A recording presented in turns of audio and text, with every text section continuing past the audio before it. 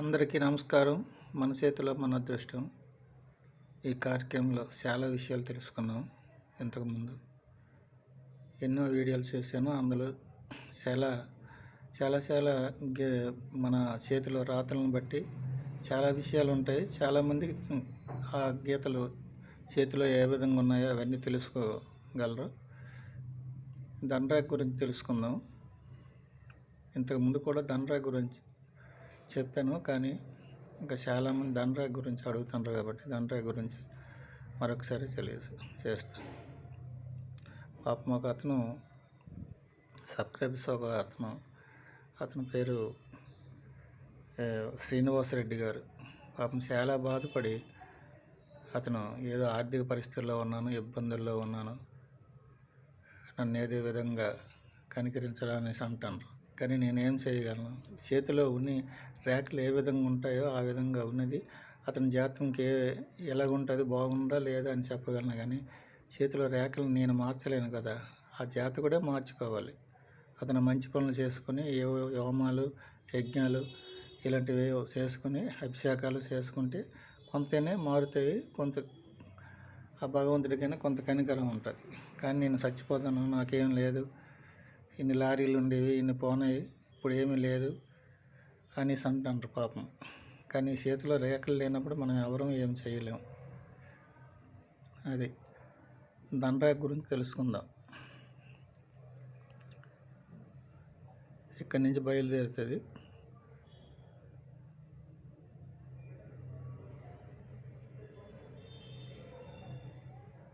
ఇది నిజమైన ధనరేఖ.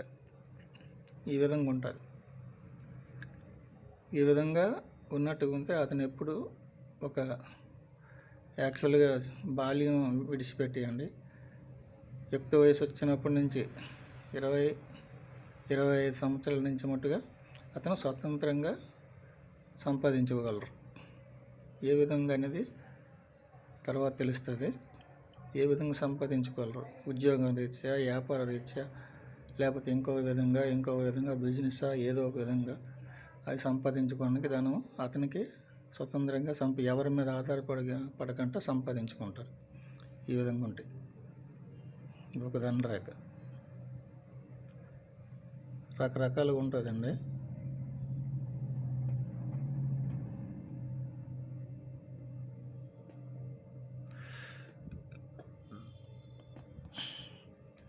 కొంతమందికి ఇక్కడి నుంచి బయలుదేరుతుంది. ఈ మణికట్టు ఇక్కడి నుంచి ఇలా బయలుదేరుతుంది. ఒకరు అడిగారు, మణికట్టు నుంచి బయలుదేరింది కానీ నాకు ఏ డబ్బు సంపాదన లేదు, ఏమీ లేదని అనేసి అడిగారు. అది చెప్పుకోలేము, గ్రహాలను బట్టి ఉంటుంది. గ్రహాలు కూడా అనుకూలించాలి. ఈ విధంగా ఉంటుంది. ఇతను పుట్టుకతేను కూడా ధనవంతుడే, భాగ్యవంతుడే. పుట్టుకతేను కూడా ఏ లోటు ఉండదు. ఎందుకంటే పుట్టుకతేని ఏం సంపాదించుకోలేడు, కానీ తల్లిదండ్రులు భాగ్యవంతుడింట్లో ఈ జాతకుడు పుడతాడు. అది అర్థం చేసుకోండి. పుట్టుకతేనైతే బాల్యంతేనే ఎవరు సంపాదించుకోలేరు కదా. ఆ విధంగా ఉంటుంది. కొంతమందికి, అందరికీ ఉండవండి. కొంతమంది కొన్ని రేఖలు కొన్ని విధాలుగా ఉంటుంటాయి.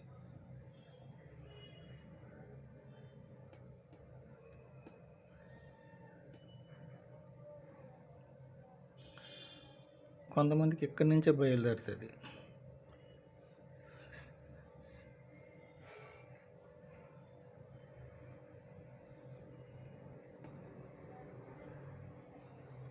ఒక 40 సంవత్సరాలు దాటిన తర్వాత కానీ అతనికి ఏమి ఉండదు. 40 సంవత్సరాల తర్వాతే ఏదో ఒక ధనం సంపాదించే అవకాశం ఉంటుంది. అంతవరకు ఏ ఆధారం ఉండదు.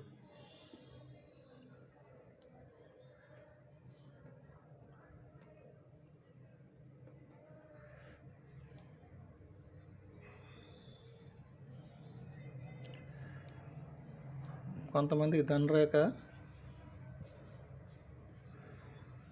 సన్నంగా కనిపించినట్టుగా ఉంటుంది. ఇలాగ నూలు దారంలో. ఇది ధనరేఖ. ఆ విధంగా ఉంటుంది. ఒకప్పుడు ధనం ఉన్నట్టుగా, ఒకసారి లేనట్టుగా, ఏదో ఒక విధంగా సంపాదించినా ఖర్చు అయిపోయినట్టుగా ఉంటుంది. ఆ విధంగా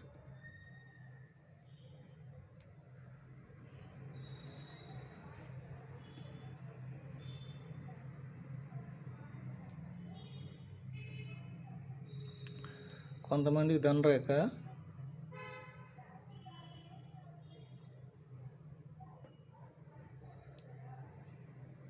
ఈ విధంగా కూడా ఉంటుంది, ముక్కలు. ఇది ధనరేఖే. రకరకాలుగా ఉంటుంటాయండి ధనరేఖలు. చాలామందికి చాలా విధాలుగా ఉంటాయి. మనం చెప్పుకోలేము ఎవరికి ఎలాగుంటుందో అనేది ఎవరూ చెప్పుకోలేము. ఈ విధంగా కూడా ఉంటుంది. ఒకరోజు ఇది కూడా ఒకరోజు ఉన్నట్టుగా ఒకరోజు లేనట్టుగా, ఒక నెలలో ఉంటుంది, ఒక నెలలో ఉండదు. ఇది ధనరేఖ.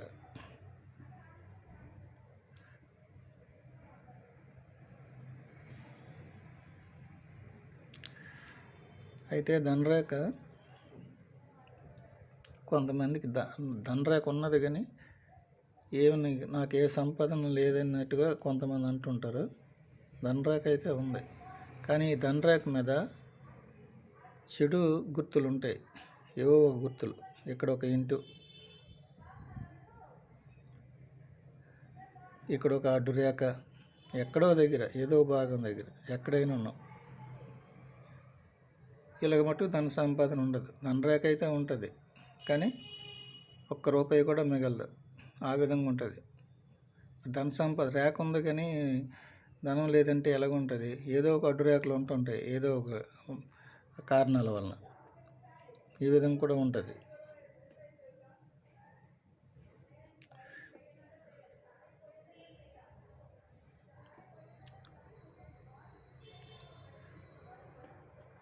ధనరేఖ ఎక్కడి నుంచి ఒకటి బయలుదేరుతుందండి, ఇలా వస్తుంది, ఇలా వెళ్తుంది శుక్రస్థానం నుంచి. కొంతమందికి ఇది కూడా ధనరేఖే. ఈ విధంగా ఉన్నట్టుకుంటే ఎవరి మీద ఒక ఆధారపడి అతని జీవితాంతం మొత్తం ఏదో ఒక విధంగా అత్తవారి మీద, లేకపోతే ఇంకొక విధంగా ఇంకో స్త్రీ మూలంగా ఏదో ఒక విధంగా అతని ధన సంపాదన పెరుగుతుంది. ఆ విధంగా ఉంటుంది. స్వతంత్రంగా మటుకు కాదు.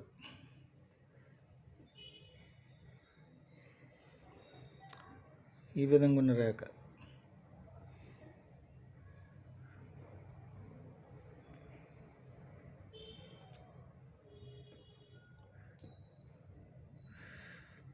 ఇంకోటండి, ధనరేఖ సపోజు ఇక్కడే ఉంటుంది, చిన్నది ఒక రేఖ, అది ధనరేఖ. అతనికి ఎప్పుడూ లోటు ఉండదు, జీవితంలో ఎప్పుడు కూడా లోటు ఉండదు. ఆ కొంచెం ఉంటే సరిపోద్ది. మొత్తం ఇదంతా ఉండవసరం లేదు. ఈ భాగము ఇదంతా ఉండవసరం లేదు. ఒక్క దగ్గర ఉంటే సరిపోద్ది ధనరేఖ. అది నా జీవితాంతం సుఖంగా ఉంటుంది. కానీ ధనం ఏ విధంగా వస్తుంది అనేది గుర్తుంచుకోవాలి. ఇక్కడుందా ఒక రేఖ, ఈ రవి స్థానంలో చిన్నది ఒక రేఖ ఉందనుకోండి, అప్పుడు ఉద్యోగరీత్యా అతను ధనం సంపాదిస్తారు. ఈ రేఖ లేకపోతే ఎంత ఉద్యోగం చేసినా డబ్బు ఉండదు అనుకోండి. సపోజు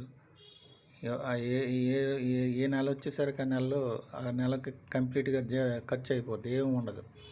మళ్ళీ నెలలో ఎత్తుక్కోవడమే. ఇది ఉన్నప్పుడే ధనం ఉన్నట్టు నిల్వ ఉంటుంది. ఏ విధంగా ఉంటుంది? ఇక్కడ రేఖ ఉంది కాబట్టి ఉద్యోగరీత్యా అతనికి ధన సంపాదన అవుతుంది. ఇదే రేఖ లేదనుకోండి, ఇక్కడ ఒక ఉందనుకోండి చిన్నది ఒక గీత, సన్నంగా చిన్నది ఒక గీత ఉన్నదనుకోండి, వ్యాపార మూలంగా ఈ జాతకుడు సంపాదిస్తాడు.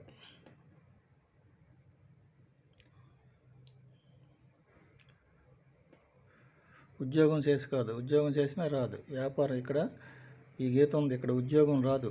ఇక్కడ గీత ఏం లేదు కాబట్టి ఉద్యోగం రాదు. ఏనికి ప్రయత్నం చేయాలి? వ్యాపారం ప్రయత్నం చేయాలి. అని ఇంటి దగ్గర కూర్చుంటామంటే రాదండి డబ్బులు సంపాదించడం. ఈ గీతలను బట్టి చూసుకుంటే దాని మీద ఏ గీత ఉంటే దాని మీదే ప్రయత్నం చేయాలి. చేస్తే అది ఫలిస్తుంది, మంచి రాణిస్తారు కూడాను. గుర్తుంచుకోండి. ఈ రేఖ ఉందని ఇంటికాడ కూర్చున్నా వ్యాపారం ఎలా చేస్తారు? చేయలేరు కదా.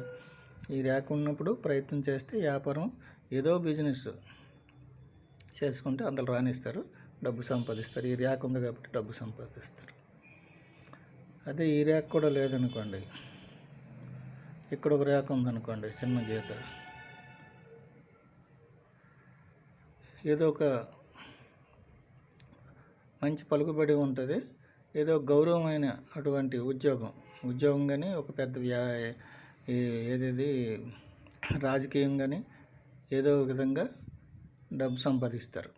లేకపోతే 10 మందిలో గ్రామం ఒక పెద్ద ఒక అధికారిలాగా ఉంటారు, 10 మందిని తిప్పుతారు. ఆ విధంగా ఉంటుంది. ఆ 10 మంది అంటే బోకరు, ఆ విధంగా ఉంటుంది కూడాను. వాళ్ళ ద్వారా కూడా సంపాదిస్తారు కదా. హోదా ఉంటుంది, పలుకుబడి హోదా ఉంటుంది, దాని మీద డబ్బులు వస్తాయి. ఇంకా వ్యాపారం కానీ ఉద్యోగం అని ఏం చెయ్యక్కర్లేదు, ఎందుకంటే ఇక్కడ ఏవి లేవు, గీతలు లేవు కాబట్టి. ఆ విధంగా ఉంటుందండి. ఇక్కడే ఒక గీత ఉందనుకోండి, ఆ గీత ఉండి ఇక్కడ ఒక గీత ఉందనుకోండి, మంచి ఎంతో ఉన్నదండి. ఇక్కడ గీతలు చాలా ఉంటాయి కాబట్టి చెప్పుకోలేము, రకరకాలుగా ఉంటాయి. అందుకే ఇక్కడ ధన సంపాదన ఏ విధంగా వస్తుంది అనేది తెలియదు. లేకపోతే కళాపోషకులు ఈ విధంగా ఉంటుంది. ఆ విధంగా సంగీతం కానీ సాహిత్యం కానీ ఈ విధంగా సంపాదించవచ్చు. అది ఇక్కడ సేమ్ అదే, ఇక్కడ కూడా గీత ఉన్నట్టుగా ఉంటే మంచి కళల్లోన, సంగీతంలోన, సాహిత్యంలోన, ఇప్పుడు సినిమాలకు వెళ్తుంటారు ఆ విధంగా ఇక్కడ గీతలు ఉన్న వాళ్ళు ఆ విధంగా ఉంటుంది. విదేశాల్లో కూడా వెళ్ళి సంపాదించుకుంటారు. ఆ విధంగా అండి. ఈ గీత ఉన్నంత మాత్రం ఇంటి దగ్గర కూర్చుంటే మట్టుగా నాకు ఈ దండరేఖ ఉంది కదా, ఇంటి దగ్గర కూర్చుంటే అవుతుందని కాదు. ఏదో ఒక గీత ఉంటుంది పక్కన ఉన్నప్పుడు ఆ గీతలను చూసుకొని దాని ప్రకారం వాటికి ప్రయత్నం చేయాలి. ప్రయత్నం చేస్తే కంపల్సరీ అవి ఫలిస్తుంది, రాణిస్తుంది కూడాను. అప్పుడు ధనం సంపాదించడానికి ఉపయోగం ఉంటుంది. ఈ దండరేఖ మీద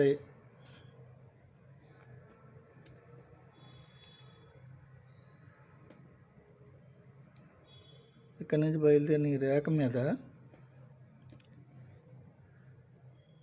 ఏదో ఒక చిన్న త్రిభుజం ఒక్కటి ఉంటే చాలండి, అతని జీవితాంతం హ్యాపీగా ఏ లోటు ఉండదన్నమాట. ఇంకే అడ్డురేఖలు ఉండకూడదు. ఒక్క త్రిభుజం ఎక్కడున్నాను, అక్కడ కాదు ఇక్కడ కాదు, ఎక్కడ ఒక దగ్గర ఏ విధంగా ఉన్నాను.